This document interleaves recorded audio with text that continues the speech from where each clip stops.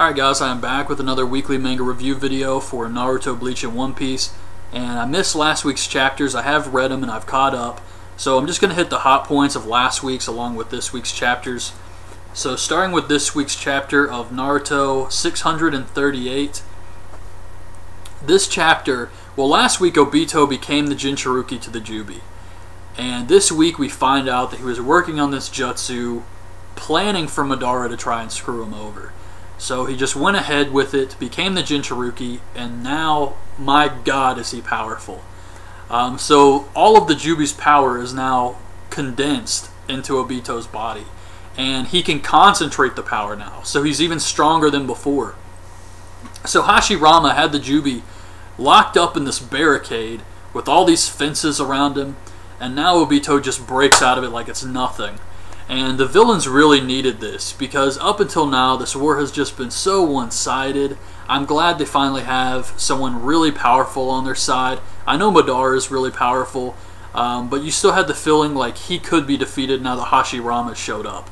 But with Obito, all of the former Hokages, who in the Naruto universe are basically the strongest people there are, have said that they can't match this power.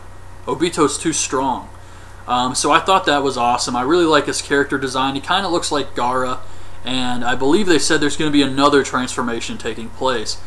So hopefully that one's just as good. But the way the chapter ends is Obito just destroys the Hokages, which isn't really a big deal because they're zombies. They're just going to come back anyway, but it looked cool.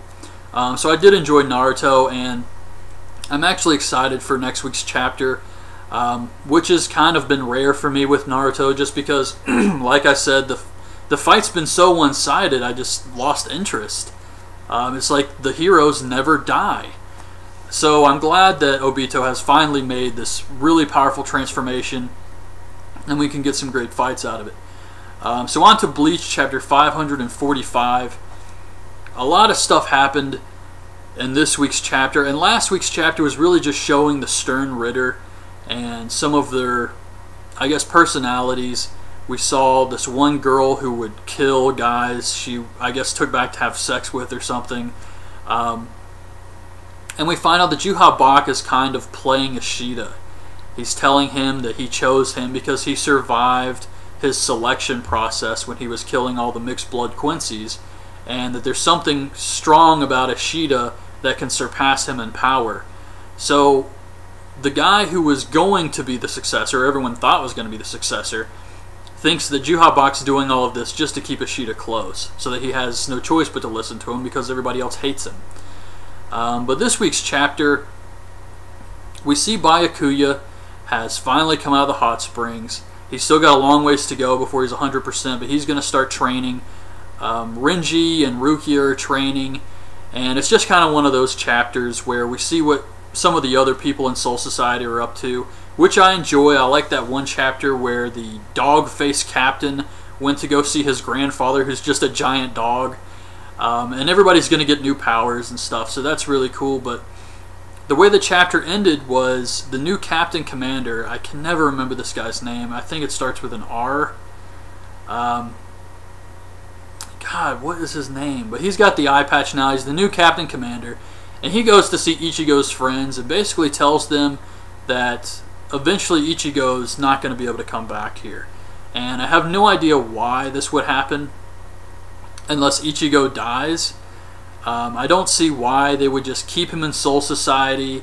So it doesn't really make sense to me right now, but I'm sure Kubo's going to explain that in the future. But yeah, for right now, everybody's just training, getting ready for this huge battle. But one cool thing they showed in this chapter was Renji's training with one of the Zero Squad members, where he had to remove his clothes, and if he didn't, she was going to remove his penis, or something like that. It was really weird, but I am looking forward to seeing what happens when Ichigo has to go to the next Soul Palace.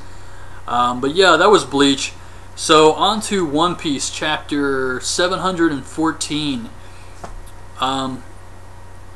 Last week's chapter was really badass because we find out that Usopp told the dwarves he's related to Norland, the guy from the Skypiea arc, who we haven't heard anything about in a really long time. And I love the fact that Oda brought up something from the past like this. Just it shows how much he loves his own story, and just all the characters and this universe he's created. A lot of guys would probably just forget some of the stuff they've written in the past, but Oda remembers this type of stuff, and it's one of the reasons I love One Piece so much.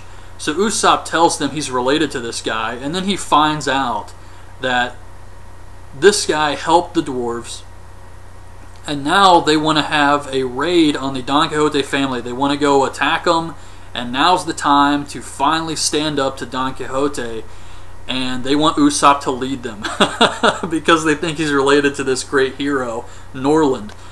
So that was a nice twist last week, and we got to see some more of Fujitori's powers, which consist of summoning a giant meteor to Earth and then deflecting it.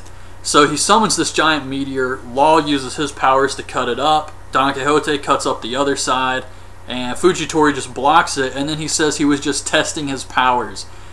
So that was really awesome. You know these new admirals are going to be really powerful. You got Fujitori and this other guy, Green Bull.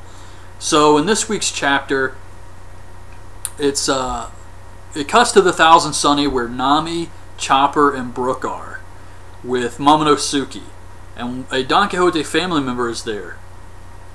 And her powers are, she can imagine paintings or something and transform reality into a painting. So Nami, Chopper, and Brook have all been turned into these painting type figures, and now she's destroyed the Thousand Sunny by making it some weird artistic thing.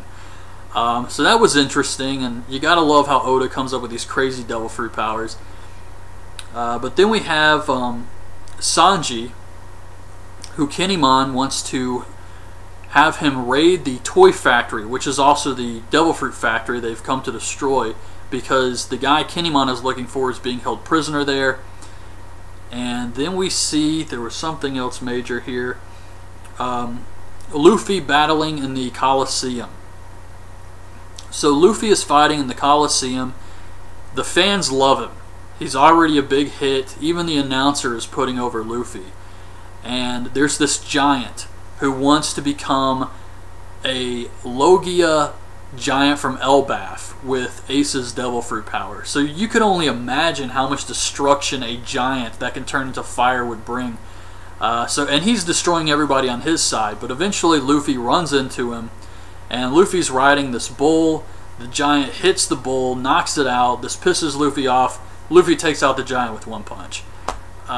Pretty much what you would expect. Luffy's going to win his block in the battle and move on to fight, I guess, Burgess and Bartolomeo, who remembers Luffy because he's talking to that other guy, Cavendish, I think his name is, and he says that he's going to be the one to kill Luffy because they have history together. So I can't wait to see what Luffy did to this guy, because he's another awesome character with a great devil fruit power. And the only other thing I can really remember off the top of my head with this week's chapter of One Piece was there was this guy, Ricky, who was a gladiator who needs medical attention after the battle in B Block and refuses medical attention, wants to walk out on his own power. And you know there's going to be some more with this guy, that other girl who's in the Colosseum, and the toy. So whatever that toy is going to tell Frankie about the history of Dressrosa is going to involve these people, I'm sure of it. But yeah, One Piece, there's just so much going on in this story arc. I love it. I can't wait every week for these chapters. Naruto's definitely doing better with this war chapter, as far as Obito finally getting a nice huge power up.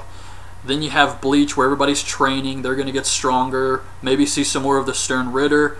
And then with One Piece, it's just who knows what to expect with that anymore. But yeah, I really enjoyed all three of the mangas this week. So that's my review. I hope you guys liked the video. Leave your thoughts on this week's chapters in the comments, and thanks for watching.